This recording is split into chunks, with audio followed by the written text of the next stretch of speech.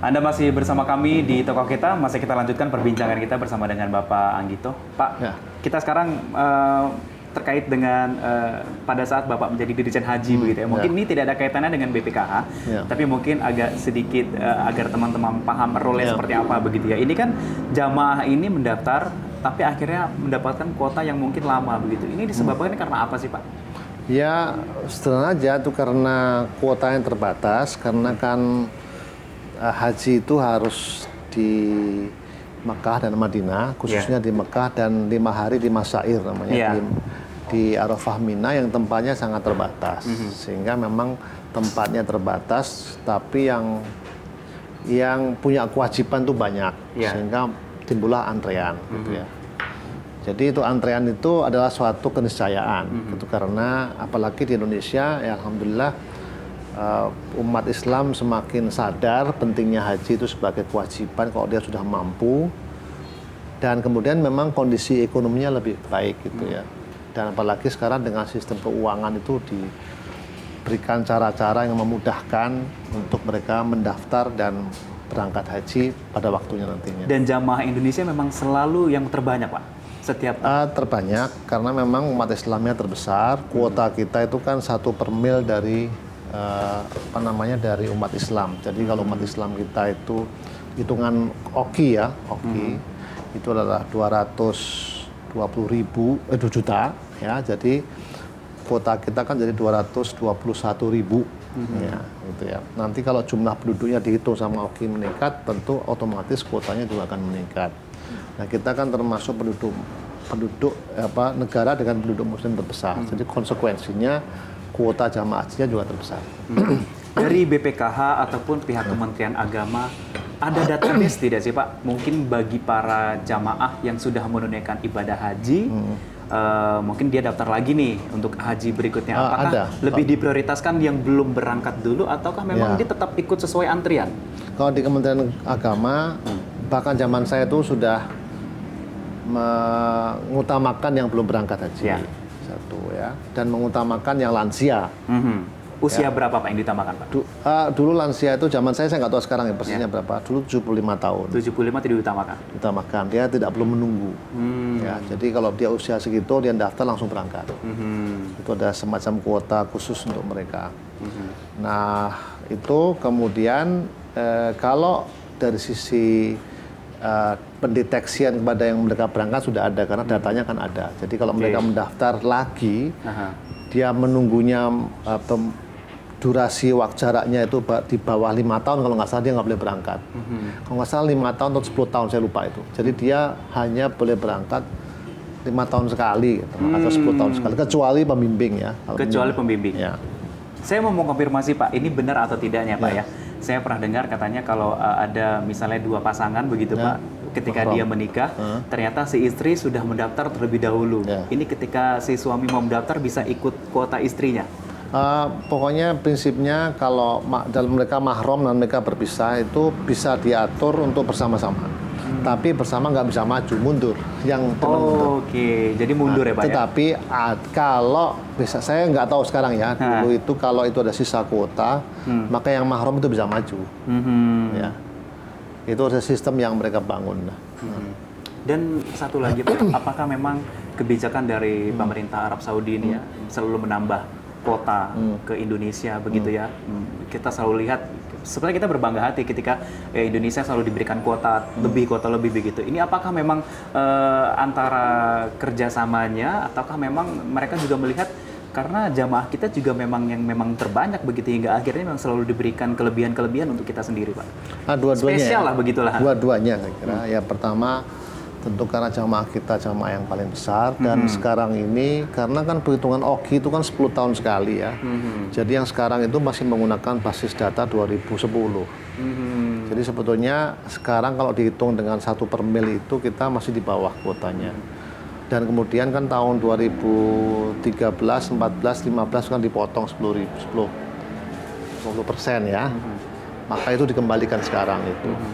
Dan yang kedua ya tentu ini adalah tentu ada hubungan bilateral gitu, yang dulu pernah diberikan untuk Malaysia, juga pernah Turki juga pernah mendapatkan keistimewaan gitu. Itu ada diskresi dari pemerintah Kerajaan Arab Saudi.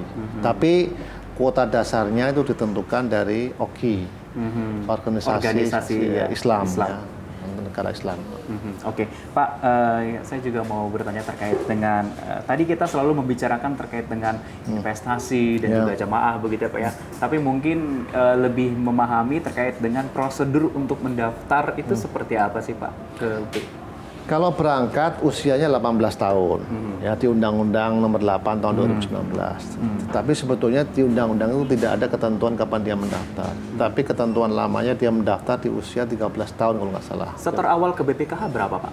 Kalau 25 juta sekarang. 25 juta saja. Ya, itu dia mendapatkan kuota, mendapatkan porsi jamaah tunggu. Tapi dia boleh membayar pada waktu usia apapun juga dia bisa membuka tabungan haji namanya. Tapi dia belum mendapatkan porsi. Kuota. Ya, membuat kuota. Membayar lebih boleh Pak? Enggak. Ketentuan sekarang tidak ada, hanya satu saja yaitu hanya 25 juta. Dulu 20 juta, sekarang naik 25 juta. Kemudian pada waktu dia berangkat, dia membayar selisihnya. Membayar sisanya begitu ya Pak ya. Dan alhamdulillah memang tahun ini sama begitu jumlahnya ya. Kalau seperti itu Pak, ada evaluasi tidak sih Pak dari BPKH setiap tahunnya terkait dengan pasti kita kan tidak hanya evaluasi internal tapi juga oleh pihak eksternal, terutama oleh BPK dan DPR yang oleh undang-undang memang diwajibkan untuk melakukan evaluasi internal itu oleh Dewan Pengawas, kemudian eksternal itu oleh DPR dan juga oleh BPK karena dievaluasi keuangan sekarang sedang dalam proses audit ya, itu nanti akan kita lihat raport kita seperti apa. Baik Pak, ketika jamaah sudah mendaftar, begitu ya Pak, sudah mendapatkan kuota, sudah mendapatkan antrian misalnya 10 tahun begitu Pak ya, ternyata tahun ke-5 atau tahun ke-7 jamaah meninggal dunia begitu Pak. Bagaimana untuk cara proses pengembalian? Apakah memang bisa diteruskan ke pihak keluarga? Ahli waris? Ya, ataukah memang seperti apa mekanismenya begitu Pak? Itu di Kementerian Agama ya. Dulu zaman saya masih belum bisa, tapi sekarang dengan sistem yang baru, saya dengar sudah bisa kepada ahli warisnya. Kalau dulu ya dia batal dikembalikan. Tapi kalau dulu tuh antrinya kan masih 5 tahun, jadi nggak ada isu sebetulnya. Sekarang dengan sayang kalau dia sudah di tengah-tengah lama begitu Pak ya. Kemudian kalau saudaranya ataupun istrinya ataupun suaminya mulai lagi daftar baru lagi kan dari awal. Jadi kalau nggak salah itu bisa dipindahkan kepada ahli warisnya. Jadi memang saat ini sudah bisa begitu ya? Saya kira begitu. Baik. Ini kita sekarang sedang ada terjadi isu yang besar-besaran gitu nih Pak terkait dengan virus corona ya Pak ya. Banyak dikhawatirkan, salah satunya mungkin Arab Saudi karena memang banyaknya jamaah di situ. Kita tidak tahu ya Pak ya, apakah screeningnya seperti apa. Ada sedikit kendala ataupun ada perubahan gangguan tidak sih Pak dalam proses pendaftaran haji ataupun ke BPKH ini terkait dengan ini? Atau ada himbauan khusus bagi jamaah-jamaah begitu? Saya nggak tahu ya, haji kan berangkatnya bulan apa itu? Setelah Ramadan ya, kurang lebih bulan Juni Juli ya. Jadi belum tahu sekarang kebijakannya apakah pemerintah Arab Saudi melarang jamaah haji dari Cina atau tidak, saya kurang tahu. Jamaah haji Cina itu harusnya secara kuota besar ya, karena kan penduduk Cina kan 2 miliar, penduduk muslimnya 1% aja sudah cukup besar ya. Nah, saya nggak tahu polisinya seperti apa, tapi setahu saya memang sekarang Arab Saudi pun juga melarang untuk kunjungan dari penduduk Cina jadi berarti kan tidak boleh, mereka tidak boleh masuk ya. Tapi saya nggak tahu nanti pada waktu haji apakah mereka masih tetap dilarang atau tidak. Tapi yang jelas sebetulnya ini himbauan dan kalau ini kewajiban bahwa yang mau haji kan harus ada suntik meningitis ya untuk kekebalan itu. Saya kira mungkin untuk jamaah haji dan umroh kita ini harus ada kebijakan untuk memperkuat, menambah mungkin ya kekebalannya. Itu barangkali suatu hal yang bisa disarankan gitu. Baik. Tapi kalau kewajiban meningitis itu jelas ya, itu akan memberikan kekebalan kepada tubuh manusia ya. Mungkin kita kembali ke BPKH ya Pak ya, untuk terkait dengan memberikan fasilitas begitu ya kepada jamaah haji begitu ya. Apakah mungkin nanti BPKH juga akan bekerja sama dengan stakeholder ataupun siapa untuk mungkin bisa memiliki asrama haji begitu di Indonesia? Itu mungkin saja ya, tapi memang kalau asrama haji aspek investasinya kurang ya, karena asrama haji itu biasanya diberikan dalam rangka pelayanan ya. itu lebih cocok kalau itu dana sosial ya, ataupun pemerintah karena sifatnya adalah pelayanan publik gitu ya. Tapi yang kita inginkan adalah kita bangun hotel gitu, bisa di Indonesia, bisa di Arab Saudi, karena sudah ada penghuninya gitu, sudah ada off-take-nya, sudah ada permintaannya gitu.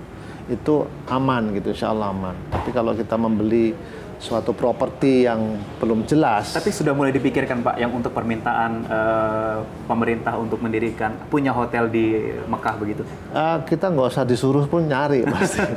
Ya, tapi sekarang ini properti di Arab Saudi kan masih terbatas, tidak boleh properti di Mekah Madinah dimiliki oleh warga negara asing.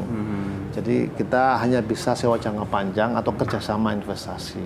Nah ini mudah-mudahan mohon doanya aja dalam waktu-waktu yang ke depan ini kita sedang menjajaki investasi hotel di Arab Saudi, di Mekah khususnya. Baik, kita akan lanjutkan perbincangan kita usai jeda pariwara berikut ini.